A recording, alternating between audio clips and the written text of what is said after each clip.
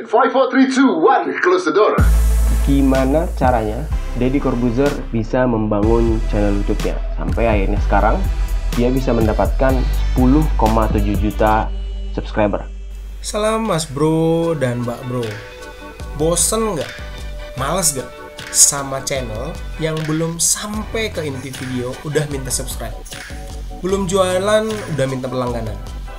Kita nggak mau paksa kalian untuk berlangganan channel ini. Itu hak kalian. Ayo kita buktikan tanpa paksaan channel YouTube bisa berkembang. Kita akan membahas dari sudut pandang si Adi demen babi. Apa itu? Nanti Mas Bro dan Mbak Bro akan tahu. Mari kita mulai dari siapa? Siapa Deddy Corbuzier? Siapa yang membuat channel YouTube itu sangat berpengaruh untuk perkembangan dari channel YouTube-nya. Perbandingannya kita buat sederhana saja. Tentu akan berbeda kalau Deddy Corbuzier yang sudah dikenal banyak orang, yang sudah sering masuk TV, dengan orang yang belum pernah sama sekali masuk TV. Orang yang sudah banyak kenal Deddy Corbuzier, pasti ketika mereka misalnya suka dengan Deddy Corbuzier, ketika dia membuat channel YouTube, mereka pasti akan langsung men-subscribe channelnya. Jadi siapanya itu penting. Selanjutnya apa? Apa isi channel YouTube dari Deddy Corbuzier? Buat Mas Bro dan Mbak Bro yang nggak mengikuti, di dalam channelnya Deddy Corbuzier itu mengangkat banyak topik. Tapi kalau misalnya kita bilang mengangkat banyak topik itu terlalu umum. Nah, di dalam channelnya ini Deddy Corbuzier itu ibaratnya kayak toko serba ada atau kayak swalayan, mall kayak gitu. Banyak orang yang bisa berkunjung ke dalam channelnya karena di dalamnya channel YouTube-nya menyediakan konten yang bisa dinikmati oleh siapapun. Itu sangat berpengaruh untuk perkembangan dari channel YouTube Deddy Corbuzier.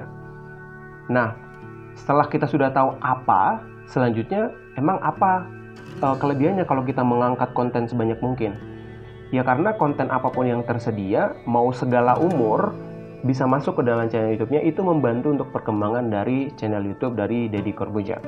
Selanjutnya adalah kalau misalnya Mas Bro dan Mbak Bro perhatiin, di dalam channel YouTube-nya biasanya masalah-masalah yang sedang banyak diangkat oleh berita, misalnya seperti klarifikasi PS Store, Corona, dan masalah-masalah apapun yang banyak lagi dibahas di internet, di media, di televisi, dimanapun, itu sering dibahas sama Deddy Corbuzier, sehingga itu sangat membantu dia untuk dikenal sama banyak orang melalui channel YouTube-nya. Kalau dulu sebelum Deddy Corbuzier sering membuat podcast seperti ini, dia dikenal sebagai Mr. Trending. Dia punya cara, dia punya idealisme, tapi dia selalu membahas sesuatu hal yang berhubungan sama trending. Jadi itu membantu channel YouTube Deddy Corbuzier juga untuk bisa berkembang. Selanjutnya di mana?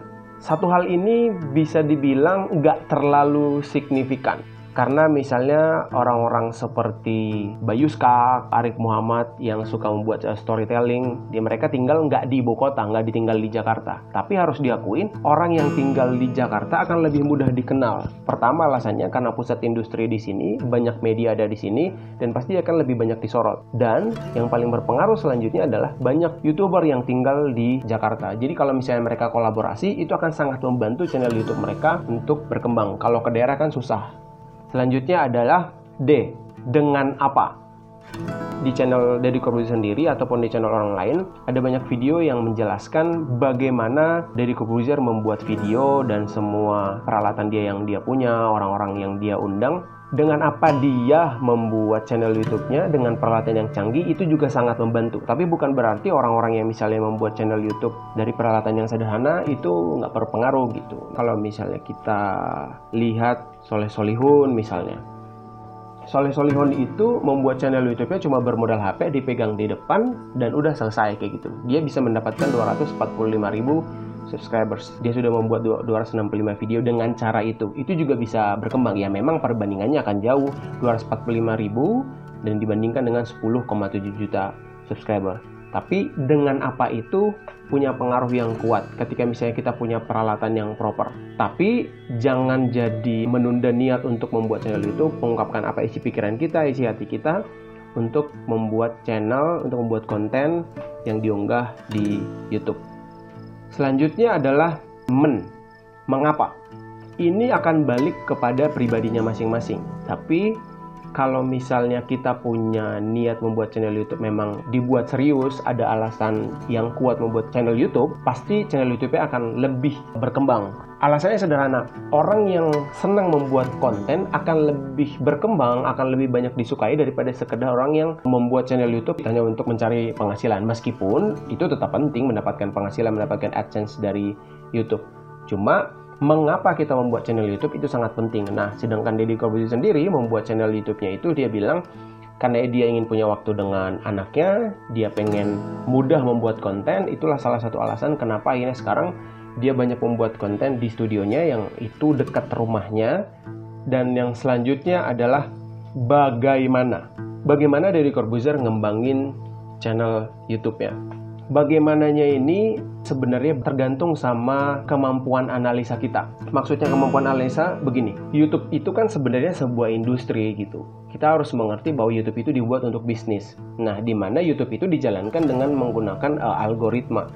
Nah, algoritma inilah yang akan menentukan video-video apa aja yang akan masuk ke berandanya kita, yang akan masuk ke timeline yang kita punya kayak gitu. Itu akan sangat menentukan video-video apa aja yang misalnya akan masuk ke beranda YouTube-nya kita. Nah, karena itu, kalau kita misalnya sudah mengerti algoritma YouTube, saat ini yang sederhana adalah artis-artis yang sering kolaborasi video mereka, muka mereka muncul di mana-mana, jadi menarik orang yang nggak tahu kita sama sekali, sehingga datang ke channel YouTube-nya kita, itu juga akan sangat berpengaruh.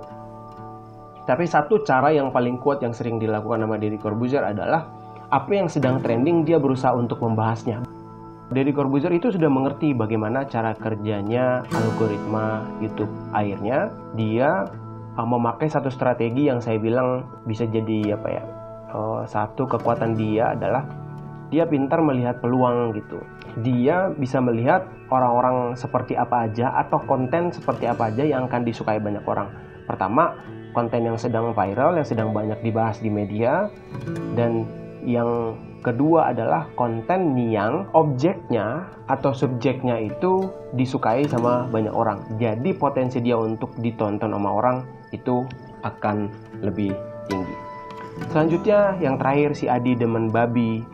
B adalah bila mana. Bila mana itu maksudnya adalah kapan. Nah, setelah kita sudah riset, ternyata Deddy Corbuzier itu mulai serius ngerjain kontennya. Close the Door itu mulai tanggal 19 Juli 2019.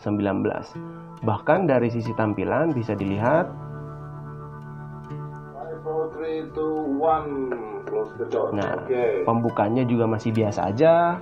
Thumbnailnya pun masih pembukanya intronya juga pun masih biasa aja. Tapi dia serius mulai ngerjain dari tanggal 19 Juli sampai sekarang. Nah, kalau misalnya kita lihat dari 19 Juli sampai sekarang, salah satu kekuatannya Deddy Corbuzier adalah dia rutin mengupdate konten setiap hari, dan itu penting. Kita pernah berkumpul sama YouTuber-YouTuber, mereka bahkan dengan berani berbilang meskipun mereka membuat satu video yang sebaik mungkin, tapi satu yang pasti YouTube itu sangat menyukai kuantitas, apalagi kalau kuantitasnya itu berjalan seiring dengan yang namanya kualitas. Nah, jadi ketika rutin membuat konten setiap hari dan isinya juga bermanfaat, disukai banyak orang, banyak yang nonton jutaan, itulah alasan penting kenapa Deddy Corbuzier itu bisa mengembangkan channel YouTube-nya sampai dengan 10,7 subscriber. Tapi ternyata dia sudah membuat channel YouTube-nya itu dari tahun 2009. Nah, ini penting buat kita tahu. Jadi entah kita sempat berhenti, kita sempat udah lama nggak update konten, gak usah berkecil hati, mulai aja lagi, rutin lagi untuk ngupdate kontennya. Kalau misalnya Mas Bro dan Mbak Bro ada pertanyaan, silahkan bertanya di kolom komentar. Terima kasih. Nah, udah tonton videonya sampai habis? Bermanfaat atau enggak? Kalau iya, silahkan klik jempol, komen, dan sebarin ke teman dan keluarga yang membutuhkan. Kalau enggak, silahkan klik jempol bawah, nggak usah berlangganan. Terima kasih. Senang bisa berbagi, pasti bermanfaat. Selamat berkarya.